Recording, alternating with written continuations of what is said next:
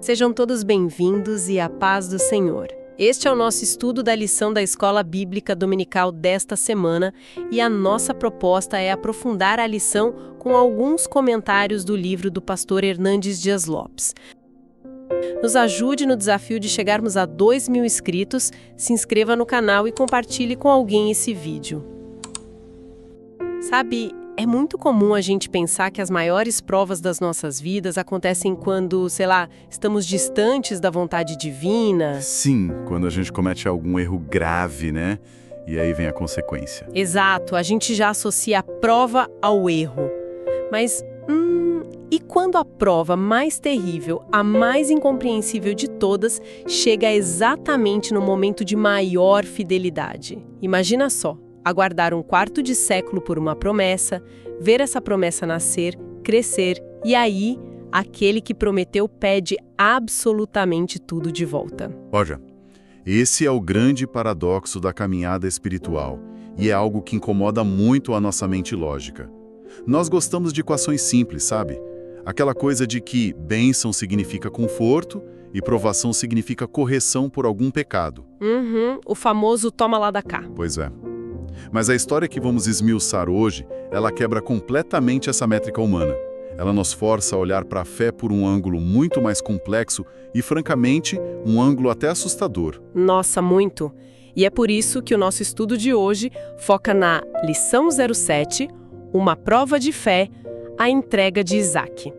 O texto que serve de âncora para toda essa nossa conversa está lá em Gênesis 22, versículo 2, que é o nosso texto áureo, onde Deus diz, toma agora o teu filho, o teu único filho, Isaac, a quem amas, e vai-te à terra de Moriá, e oferece-o ali em holocausto sobre uma das montanhas que eu te direi. É um texto pesado. Muito pesado. E a verdade prática que a gente tira disso é dura, mas ao mesmo tempo linda, que diz que Abraão confiava no Senhor a ponto de dizer ao seu filho que o próprio Deus proveria o cordeiro. E para quem está acompanhando com a gente, a base bíblica, a leitura bíblica em classe desse relato está em Gênesis 22, do versículo 1 ao 11. O que a gente precisa entender logo de cara é o peso histórico disso tudo. O patriarca Abraão vinha de um longo período de calmaria. Sim, uma paz depois de tantas lutas. Exatamente. Isaac já estava crescendo, a promessa estava se cumprindo e o céu parecia estar naquele silêncio bem confortável. Mas aí, quando essa quietude é rompida, a voz de Deus entra como uma faca afiada no coração dele. A fé desse homem já tinha sido forjada em muitas fornalhas, mas agora ele estava ali diante da coroa de todas as provações. E os objetivos da nossa lição hoje são justamente mostrar que a fé é provada mesmo na fidelidade, refletir sobre essa promessa confirmada e também expor a prontidão de Abraão em oferecer o seu único filho. É ver como a lealdade transforma a provação numa verdadeira adoração. Esse é o cerne da questão. Então vamos entrar no desenvolvimento progressivo, lendo aqui o tópico 1 da revista. Abraão tem a sua fé provada. E a parte 1 tem o título, Deus manda Abraão sacrificar Isaac, com a referência de Gênesis 21.5, que marca o nascimento dele. O nascimento desse menino foi um milagre estrondoso, né? Sara tinha 90 anos, Abraão 100. Era a alegria inteira daquela tenda. Imagina o clima. E, de repente, Deus faz esse pedido impensável. E um detalhe que a lição levanta e que eu, pessoalmente, acho fascinante é que Abraão não conta nada a Sara. Ele arruma as coisas de madrugada e sai. Vamos ser honestos, se ele tivesse falado para Sara que estava levando o filho do milagre deles para ser sacrificado, ele não passaria da porta, certo? Ah, de jeito nenhum. A dinâmica familiar ali teria entrado num colapso total. Mas além dessa questão prática, tipo de evitar que a Sara o impedisse, a gente vê uma atitude de extrema solidão pastoral e espiritual do próprio Abraão. Vamos analisar também o que o pastor Hernandes Dias Lopes comenta sobre isso. Por favor. Ele ressalta que Deus pediu muito mais do que a vida física de Isaac. Deus pediu o amor de Abraão. Ele foi lá e colocou o dedo exatamente naquilo onde o coração do patriarca estava ancorado. O filósofo Kierkegaard, quando analisa esse texto, ele chega a dizer que a ordem de Deus parecia ilógica, absurda, assim, uma suspensão de toda a ética humana. Nossa, e como a gente lida com esse absurdo aparente? Porque lendo hoje com o livro pronto na mão e sabendo o final da história, é fácil achar a cena bonita. Mas no momento em que a ordem cai no colo dele, só quase cruel, não soa? Soa cruel para nossa perspectiva, que é limitada, né? Mas a grandeza da atitude de Abraão é que ele sabia que essa suposta loucura de Deus é, na verdade, uma sabedoria insondável. A lição ensina que a fé autêntica precisa ser demonstrada não só ali no conforto da tenda, mas no palco do mundo.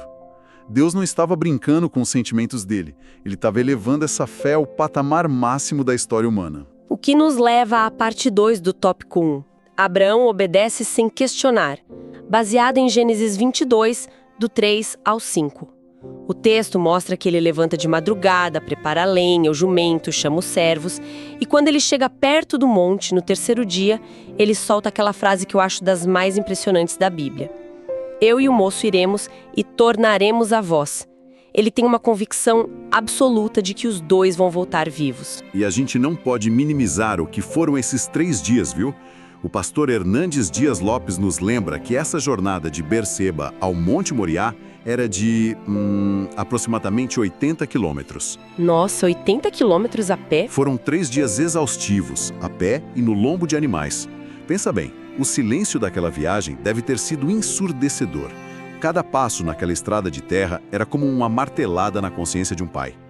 3 dias inteiros olhando para o rosto do filho, sabendo exatamente o que a ordem exigia. E mesmo assim, quando ele vê o lugar de longe, ele não retrocede. Fazendo uma analogia aqui, é como se alguém decidisse caminhar voluntariamente para dentro do olho de um furacão, sabe? O vento tá uivando, a destruição parece mais do que certa, não tem nenhuma lógica em continuar andando para frente.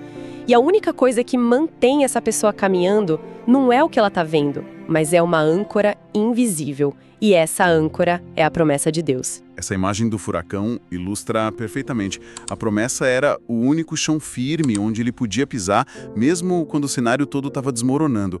Mas olha, a lição faz uma ressalva importantíssima aqui na parte 3, que tem o título Abraão não era perfeito, com referências em Romanos 4 e Gênesis 12 e 16.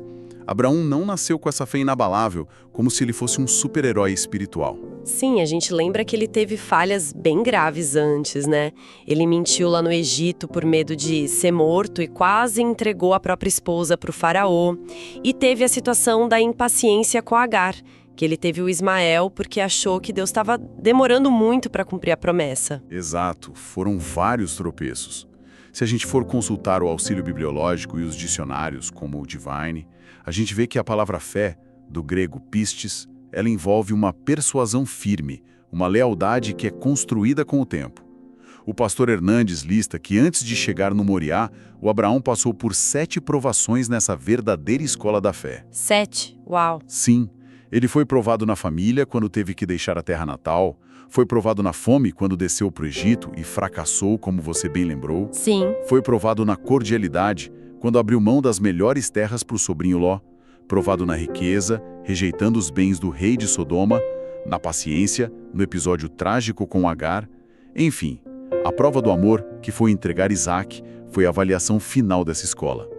Essa fé forte que sobe ao Moriá foi forjada nas falhas e nos acertos de décadas. É uma construção diária, né? E olha, se este conteúdo tá abençoando sua vida, já se inscreva no canal e deixe o seu like, isso é muito importante para nós. Puxando tudo isso para nossa realidade agora, a gente vê que muitas vezes escondemos as nossas maiores lutas até de quem a gente mais ama. Assim como Abraão silenciou diante de Sara para proteger o coração dela. E aqui eu deixo uma pergunta para quem está nos ouvindo refletir. Diante de ordens divinas que parecem contrariar a lógica humana, a nossa fé tem sido uma fé imatura, que exige explicações o tempo todo, ou uma fé guerreira, capaz de suportar a prova? Uma reflexão fortíssima e necessária. Porque a resposta a isso muda a nossa jornada inteira. E essa obediência extrema que nos leva ao próximo grande ensinamento da revista. Perfeito. Vamos para o tópico 2, a promessa confirmada. A parte 1 se chama Abraão não negou seu único filho, com base em Hebreus 11:19. A obediência silenciosa dele, lá no tópico 1, gerou a maior resposta possível vindo do céu. A lição cita que ele se dispôs a entregar o filho crendo na ressurreição. É interessante porque o pastor Hernandes aponta 7 grandes dificuldades que o Abraão enfrentou para obedecer. Porque a ordem parecia contrária à sua afeição de pai, contrária ao bom senso, contrária à possibilidade de olhar no rosto de Sara depois.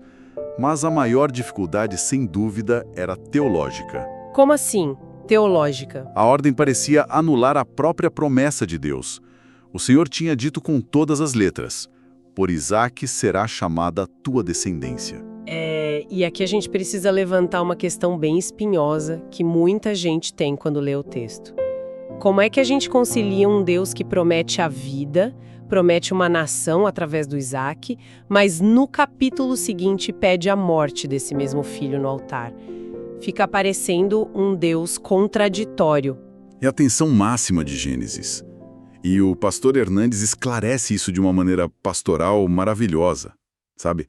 Ele diz que nós vivemos pelas promessas de Deus, não pelas explicações de Deus. A fé do Abraão não exigiu uma planilha detalhada do céu explicando o como. Se a ordem parecia entrar em conflito com a promessa, a fé dele descansou totalmente na soberania de quem deu a ordem. Ele acreditou no milagre da ressurreição antes mesmo de existir qualquer registro histórico de alguém ressuscitando, né? Exatamente, até onde sabemos, ele meio que inventou a esperança na ressurreição ali, baseado única e exclusivamente no caráter de Deus. Isso é lindo demais, muda a nossa perspectiva. E é com essa fé cega na promessa que chegamos na parte 2. Deus viu a obediência de Abraão em Gênesis 22, versículos 15 ao 18. A lição relata aquele momento de suspensão quase cinematográfica. O filho amarrado, o cutelo levantado no ar, o braço do pai pronto para descer. E então o anjo do Senhor brada do céu, intervém na hora exata e manda parar tudo. E aqui entra um ponto crucial do auxílio bibliológico da lição.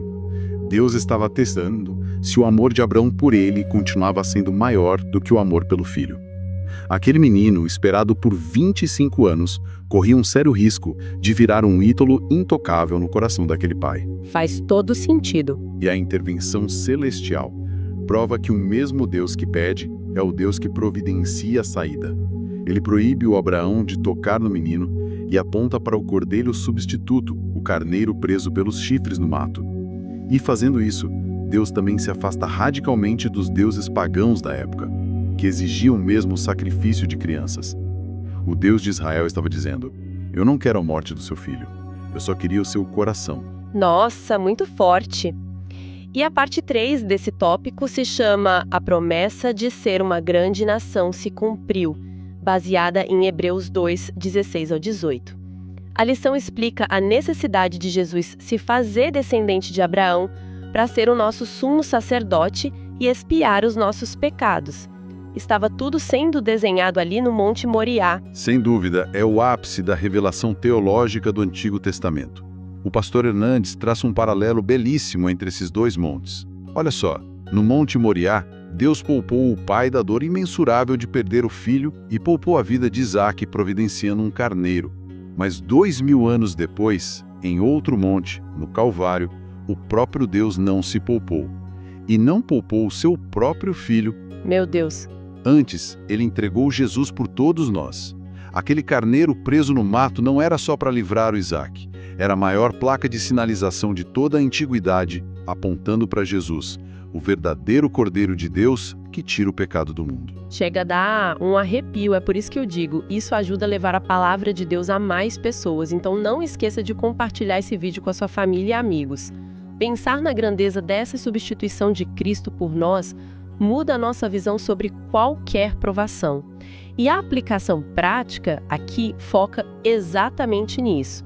A gente costuma focar no como Deus vai resolver o problema, em vez de focar em quem prometeu. Então eu pergunto para quem está com a gente, quando as circunstâncias parecem contradizer as promessas de Deus, o seu coração descansa na soberania do Senhor ou você fica exigindo explicações lógicas? Se a gente exige todas as garantias antes de dar o próximo passo, não estamos exercendo fé. Estamos apenas calculando riscos. A beleza do Moriá é a disposição de caminhar no escuro confiando na luz de quem chamou. Perfeito. Vamos seguir agora para o nosso último tópico da lição. Tópico 3. Abraão ofereceu seu único filho. Agora a revista nos guia a olhar para as atitudes práticas dos personagens e as consequências na família. A parte 1 foca em Isaque, o filho obediente, lá em Gênesis 22, 8 e 9. A lição destaca um detalhe que muita gente esquece desde a escola dominical infantil. Isaque não era uma criancinha de colo que não estava entendendo nada. Longe disso, ele era um jovem muito forte, afinal ele carregou um feixe de lenha nas costas subindo uma montanha para um holocausto. Tem historiador que sugere que ele poderia ter uns 25 anos na época. Independente da idade exata, ele tinha total vigor físico para dominar o pai, que já passava dos 115 anos. Ele poderia ter resistido fácil, né? Fugido, lutado. Com certeza. Mas ele se submete de forma voluntária. O pastor Hernandes observa atentamente o texto quando ressalta a frase: caminhavam ambos juntos. A aliança familiar, o respeito entre pai e filho não foram rompidos ali.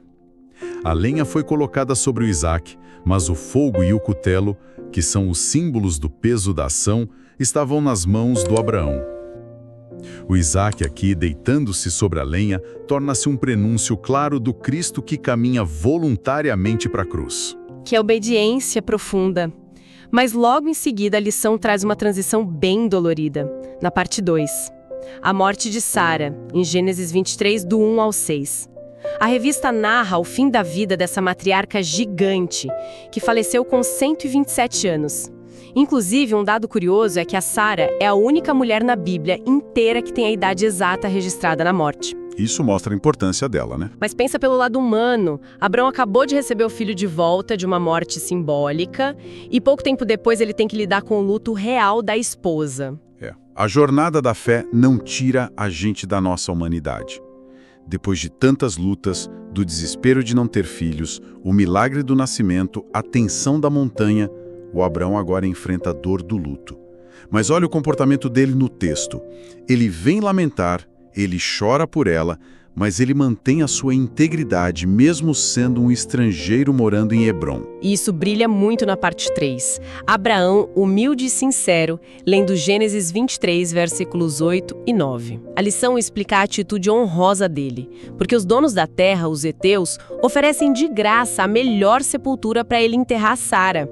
Eles viam ele como um príncipe ali no meio. Sim, ele poderia ter aceitado de bom grado. Mas ele recusa a doação e faz questão de comprar a cova de Macpela, pagando o preço devido diante de todas as testemunhas. Ele não se aproveitou da compaixão deles. Esse comentário da lição é vital. Mostra como a fé genuína afeta a nossa ética diária. O patriarca honra a esposa e dá um testemunho ético inabalável. A fé que sobe o Monte Moriá pronta para entregar tudo é a mesmíssima fé que faz negócios justos e honestos no vale, no meio da dor. Nossa, é isso. E a reflexão que fica desse tópico 3 para a nossa vida é: as nossas atitudes nos momentos de maior dor e perda refletem a dignidade de alguém que pertence aos céus. A verdadeira submissão do Isaque e a integridade de Abraão no luto são legados muito mais altos do que qualquer discurso. E a gente vê muita gente perdendo o testemunho justamente na hora da dor ou de fazer um negócio. Manter a fé ética no Vale de Lágrimas é o grande teste do nosso caráter. Bem, caminhando aqui para a nossa conclusão, que estudo maravilhoso a gente teve hoje. Para resumir tudo, a gente viu que a fé é testada no auge da nossa caminhada. Vimos na estrada para o Moriá que a obediência não negocia com o conforto. Depois vimos a beleza da providência do Cordeiro Substituto, que aponta diretamente para o amor de Deus enviando Jesus. E fechamos vendo a integridade de uma família, que mesmo no luto não desmorona sua ética, porque os alicerces foram forjados naquele altar. E a aplicação final que a revista nos dá é forte. A verdadeira fé não é passiva, sentada esperando as coisas acontecerem. Ela é obediente e pronta para entregar tudo. A obediência, muitas vezes, não anula o nosso sofrimento, afinal, a dor de subir o monte existiu, mas a obediência sempre dá um propósito eterno para esse sofrimento. Para edificar o nosso espírito, a conclusão da lição lembra das palavras do próprio Cristo, em João 16:33. No mundo tereis aflições, mas tende bom ânimo, eu venci o mundo. É uma mensagem tão pastoral e encorajadora. Do mesmo jeito que Deus sustentou os passos trêmulos do Abrão na subida e providenciou o cordeiro na hora exata, Ele também vai sustentar cada um de nós nas nossas provações. A nossa fé nos mantém de pé, porque aquele em quem nós cremos não falha. Que palavra linda! Agradecemos demais a companhia e o tempo precioso de quem acompanhou esse estudo aprofundado com a gente. É sempre uma alegria esse aprendizado mútuo que temos aqui. Até a próxima lição e amém.